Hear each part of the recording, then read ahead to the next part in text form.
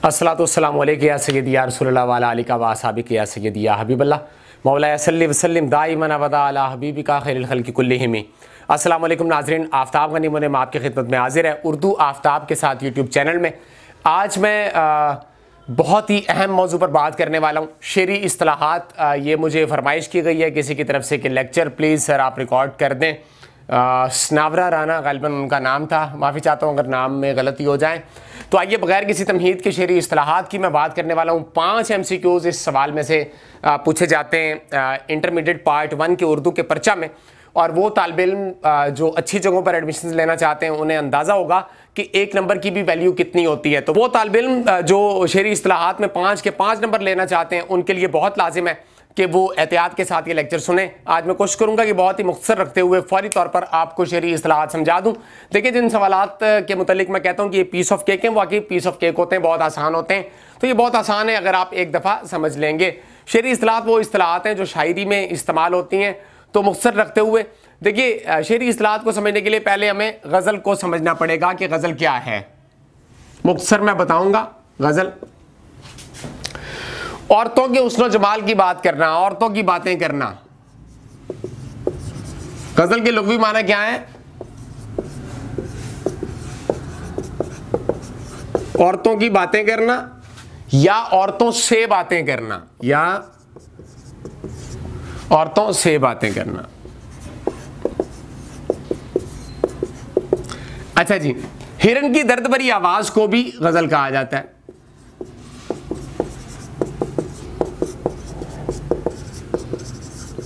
गज़ाल वैसे हिरन से ही निकला है, आवाज़ को भी गज़ल कहते हैं। ये तो हो गए इसके लुग़वी माना। देखिए, लुग़वी माना भी मैं बताऊंगा, साथ इस्तिलाही माना भी यहाँ पर बताऊंगा ताकि आसानी रहे, आपको पेपर में पूछा जा सकता है। तो ये थे लुग़वी माना। अब मैं आपको बताता हूँ इस्तिलाही माना क्या है जी। लुग़वी माना क्या थे जी? औरतों की बातें करना या औरतों से बातें करना। हिरन की दर्द भरी आवाज़ को भी गज़ल कहा जाता है। तो इस्तिलाही मानों में गज़ल से मुराद वो सिन्फ़े सुखन है जिसमें कम से कम 5 जबकि ज्यादा से ज्यादा 11 या 13 अशार होते हैं।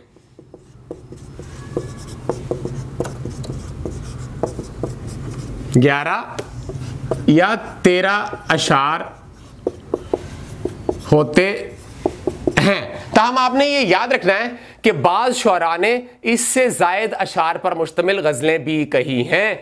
तो इब्तिदा में जो गज़ल का मौजू रहता था ज़्यादा, वो औरतों के खतोखाल की बात होती थी, हुस्न जमाल की बात होती थी। लेकिन वक्त के साथ साथ इसके मौज़ूआत में तब्दीली आ गई, इसके अंदर मुआशरत भी आ गई, ज़िंदगी के दीगर मामलात भी आ गए, मज़हब भी आ गया, सियासत भी आ गई। आपको गज़ल के अंदर हमदिया अशार भी मिलेंगे, नातिया अशार भी मिलेंगे।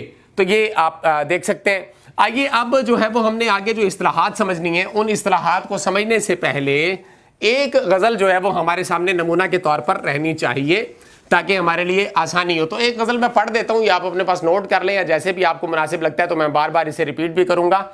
नीयत शौक भर न जाए कहीं, तू भी दिल से उतर न जाए कहीं, ना मिलाकर उदास लोगों से हुस्न तेरा बिखर न जाए कहीं, आज देखा है तुझको देर के बाद, आज का दिन गुजर ना जाए कहीं, आओ कुछ देर रो ही ले नासिर, फिर ये दरिया उतर ना जाए कहीं।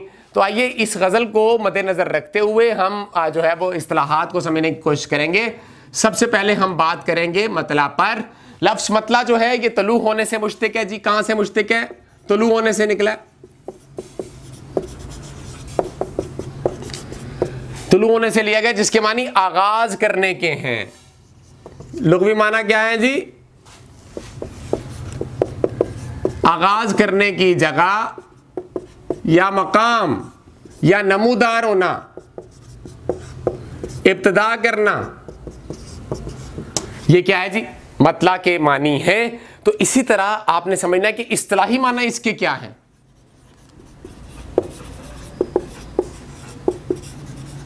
मतला से मुराद गज़ल या कसीदा का वो पहला, गज़ल या कसीदा का वो पहला, कसीदा भी जो एक सिनफ़े सुखन है जिसमें कसरत करके किसी की तारीफ बयान की जाती थी, गज़ल की तरह ही ज़रा तवील होता था। जैसे मिर्ज़ा मोहम्मद रफ़ी सौदा के कसायद बड़े मशहूर हैं और ज़ौक़ के कसायद बड़े मशहूर हैं। तो आपने यहाँ पे समझना है गज़ल या कसीदा का वो पहला शेर जिसके दोनों मिसरे हम काफिया और हम रदीफ होते हैं। ठीक है जी। अच्छा, अब आपने एक बात समझनी है यहां पर कि अगर गजल में रदीफ ही ना हो तो फिर क्या, फिर सिर्फ हम काफिया होंगे ऑब्वियसली। देखिए, गजल गैर मुकफ़ा नहीं हो सकती, गैर मुरद्दिफ हो सकती है। काफिया गजल का लाजमी जुज़्व है, यानी गजल काफिया के बगैर नहीं हो सकती, रदीफ के बगैर हो सकती है। तो रदीफ के बगैर जो गजल होगी उसे गैर मुरद्दिफ गजल कहेंगे। क्या कहेंगे? गैर मुरद्दिफ गजल कहेंगे जी। अच्छा जी, अब चलते हैं आगे। अच्छा, मतला की मिसाल तो समझ लेते हैं यहां पर कि जैसे अभी मैंने आपके सामने नासिर काज़मी की जो गजल पढ़ी थी उसके अंदर मतला देखिएंगे। नहीं, पहला शेर जो है कि नीयत शौक भर ना जाए कहीं, तू भी दिल से उतर ना जाए कहीं। तो ये जो नीयत शौक भर ना जाए कहीं, तू भी दिल से उतर ना जाए कहीं, ये जो शेर है ये गजल का पहला शेर है। तो इसे हम क्या कहेंगे? ये मतला है जी। ठीक है जी। इसी तरह आपकी फर्स्ट ईयर की उर्दू की अगर मैं बात करूं तो मीर तकी मीर की पहली गजल आपने पढ़ी होगी कि जिस सर को गुरूर आज है यहाँ ताजवरी का, कल उस पे यही शोर है फिर नोहागरी का। इस तरह ख्वाजा हैदर अली आतिश साहब की जो है वो गजल आपने देखी होगी कि हवाए दौर मैं खुशगवार राह में है, खिज़ां चमन से है जाती बहार राह में है। ये आरजू थी तुझे गुल के रूबरू करते, हम और बुलबुले बेताब गुफ्तगू करते। तो ये अशार जो मैंने आपके सामने पढ़े हैं ये मतले हैं जी। इसी तरह एक और चीज़ आपको यहाँ पर समझाना चाहूँगा, बच्चे यहाँ पे कंफ्यूज हो जाते हैं। मतला अलसानी किसे कहते हैं और हुस्ने मतला किसे कहते हैं, ये दोनों समझ लीजिए। अच्छा, दोनों के अंदर इबाम पाया जाता है। रिसर्च करते हैं तो पता चलता है मतला सानी से मुराद तो सिंपल ये पता चल रहा है कि दूसरा मतला जो होगा, मतला के बाद फिर जो मतला आएगा उसे मतला सानी कहेंगे। हुस्ने मतला से क्या मुराद है? अब बाज जो है वो असातिज़ा के नज़दीक जो दूसरा मतला है, यानी मतला के बाद फिर अगर मतला आ जाए तो उसे कहेंगे मतला सानी, उसे भी कहेंगे, उसे कहेंगे और साथ उसने मतला भी उसे ही कहेंगे। लेकिन बाज असातिज़ा के नज़दीक ये है कि मतलों के बाद जितने भी मतले आ जाए, मतलों के बाद जो गैर मतला शेर होगा, यानी मतला नहीं होगा, सादा शेर जो आ जाएगा उसे हम हुस्ने मतला कहेंगे। तो ये दोनों तरह से ठीक है बार, तो इसको देख लीजिएगा आप। आगे जी, आगे चलते हैं। अगली जो इस्तिलाह हमारे पास है वो है काफिया। मुख्तसर रखते हुए बताऊंगा। काफिया के मानी है जी पीछे आने वाले के। काफिया के मानी क्या है? काफिया के लुग़वी माना पीछे आने वाले के हैं। ठीक है जी। इस्तिलाही मानों में इससे क्या मुराद है, सिंपल रखते हुए इस्तिलाही तौर पर देखिएगा कि मतला के दोनों मिसरों और बाद में आने वाले हर शेर के दूसरे मिसरा के आखिर में लेकिन रदीफ से पहले आने वाले हम वजन और हम आवाज अल्फाज, हम आवाज अल्फाज क्या कहलाते हैं जी? कवाफी कहलाते हैं। अच्छा जी, आप ये सोच रहे होंगे कि बात तो काफिया की हो रही है, यहां पे मैंने आपको कवाफी का बता दिया है, तो परेशान होने की कोई बात नहीं है। कवाफी दरअसल काफिया की जमा है। काफिया, कवाफी क्या है जी? काफिया की जमा है, यानी एक से ज्यादा जब जाहिर है काफिया होंगे तो फिर हम कहेंगे कि ये कवाफी हैं।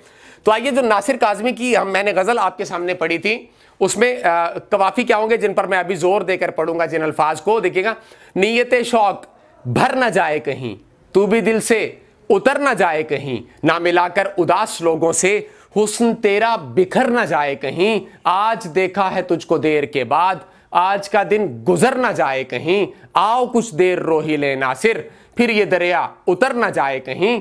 तो ये जो उतर भर गुजर ये क्या थे? ये कवाफी थे, काफिया थे। ये हम वजन भी हैं अल्फाज और ये हम आवाज भी हैं। आपने भी अपनी पसंद की गजल के शेयर करने कमेंट के अंदर। तो चलिए बगैर किसी तमहीद के आगे बढ़ते हैं। अगली जो हमारे पास टर्म है, अगली जो इस्तिलाह है हमारे पास शेरी इस्तिलाहात में से, वो है रदीफ। रदीफ किसे कहते हैं?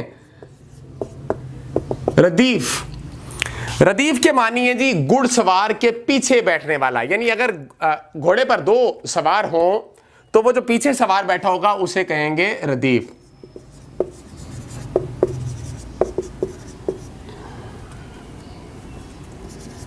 घुड़सवार के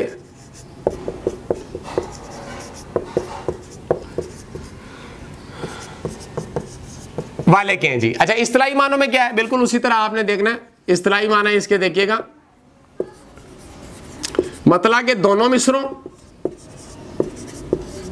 और बाद में आने वाले हर शेर के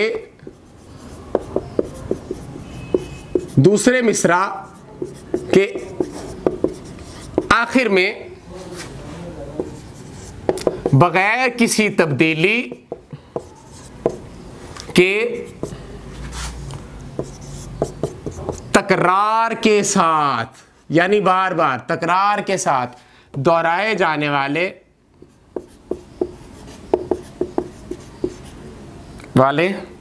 या यूं कह लीजिए दोहराए जाने वाला लफ्ज या अल्फाज, दोहराए जाने वाले अल्फाज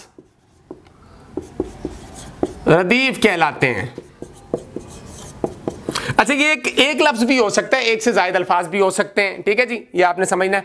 और ऐसी गजल जिसमें रदीफ मौजूद ही नहीं है उसे हम क्या कहेंगे? गैर मुरद्दिफ गजल कहेंगे।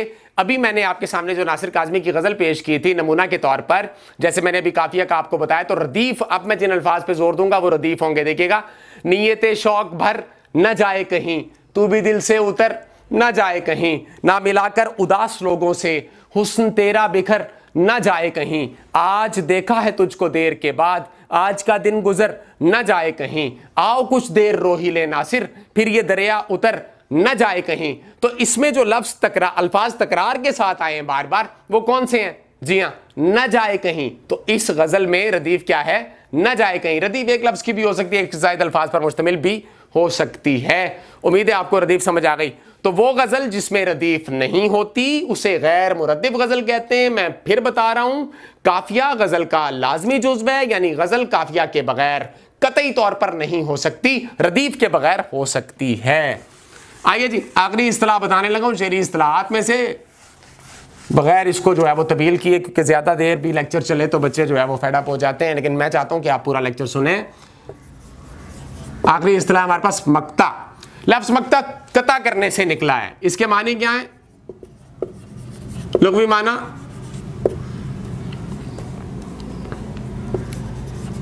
कता करने या ताल्लुक तोड़ने के हैं। ताल्लुक तोड़ना कोई अच्छी बात नहीं है वैसे, लेकिन इस्तिलाह में हम पढ़ते हैं तो मक्ता ताल्लुक तोड़ने को कहते हैं। अच्छा जी, अब आपने देखना है ये इस्तिलाही मानों में क्या है। इस्तिलाही मानों में मक्ता से मुराद गजल का वो आखिरी शेर है। कौन सा शेर है?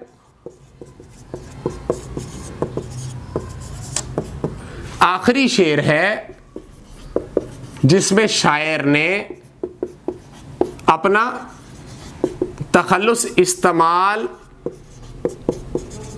किया हो। अब ये तखल्लुस क्या बला है जी? आपने पढ़ा होगा इसमें अलम, बचपन में पढ़ा होगा, ठीक है, जिसमें हम कुनियत वगैरह पढ़ते थे, नामों के एतबार से उर्फ पढ़ते थे, खताब पढ़ते थे, लकब पढ़ते थे। तो प्यारे बच्चों, तखल्लुस कौन सा नाम है? तखल्लुस वो नाम है जो शायर अपने अशार में इस्तेमाल करता है। ये शायर का हकीकी नाम भी हो सकता है, जैसे गालिब के आप देख लीजिए मक्ते, या मीर तकी मीर के देख लीजिए, बहुत मशहूर हैं। गालिब, मारा ज़माने ने असदुल्लाह खां तुम्हें, वो वलवले कहाँ वो जवानी किधर गई, तर्ज बेदिल में रीख्ता कहना, असदुल्लाह खां क़यामत है। इसी तरह मैंने माना कि कुछ नहीं गालिब, मुफ्त हाथ आए तो बुरा क्या है। फिर मीर के मक्ते देखिएगा कि हम हुए तुम हुए कि मीर हुए, उसकी जुल्फ़ों के सब असीर हुए, याद उसकी इतनी खूब नहीं मीर बाजा, नादान फिर वो जी से भुलाया न जाएगा। तो लेकिन मैं यहाँ पे जो कि हमारे सामने जो गज़ल है नासिर काज़मी की, उसी में से मिसाल देता हूँ जो आखिरी शेर है। जी हाँ, आखिरी शेर कि आओ कुछ देर रो ही ले नासिर, फिर ये दरिया उतर ना जाए कहीं। तो इस गज़ल में ये शेर जो है आखिरी शेर है और इसके अंदर नासिर जो लफ्ज़ है ये तखल्लुस के तौर पर इस्तेमाल हुआ है नासिर काज़मी का। सो हम ये कहेंगे कि इसमें मक्ता की शराइत पूरी है। मक्ता की शराइत क्या है कि एक तो वो गज़ल का आखिरी शेर हो, दूसरा उसमें शायर ने अपना तखल्लुस इस्तेमाल किया हो। तो प्यारे बच्चों, ये था आज का लेक्चर शेरी इस्तिलाहात का, जो सनावरा राना की फरमाइश पर मैंने आपकी खिदमत में पेश किया है। आप सबका भला हो जाएगा, उनके लिए भी ढेर सारी दुआएं, अल्लाह ताला आप सबको कामयाब और कामरान फरमाए। तो ये लेक्चर सिर्फ और सिर्फ आपकी इस्लाह के लिए, आपकी बेहतरी के लिए हैं। मुझे भी सीखने का मौका मिलता है आपकी वजह से। तो उम्मीद है आप इसे शेयर भी करेंगे दोस्तों के साथ, खुद भी जो है वो आप ये वीडियो देखेंगे और ज़्यादा से ज़्यादा फैलाने की कोशिश करेंगे ताकि ज़्यादा लोगों का फ़ायदा हो सके। तो अगर आप चाहते हैं कि किसी और मौजू पर वीडियो रिकॉर्ड की जाए, लेक्चर रिकॉर्ड किया जाए और जल्द से जल्द आपकी खिदमत में पेश किया जाए, जैसे ये बिल्कुल अर्जेंट मैंने रिकॉर्ड किया है, वो कमेंट करके बताएंगे भी बच्ची, तो सलामती हो। इसी के साथ अपने उस्ताद तो नहीं मैं कहूँगा, अपने भाई दोस्त आफ्ताब गनी मुनीम को दीजिएगा इजाज़त। अस्सलामु अलैकुम वरहमतुल्लाहि बरकातुहू।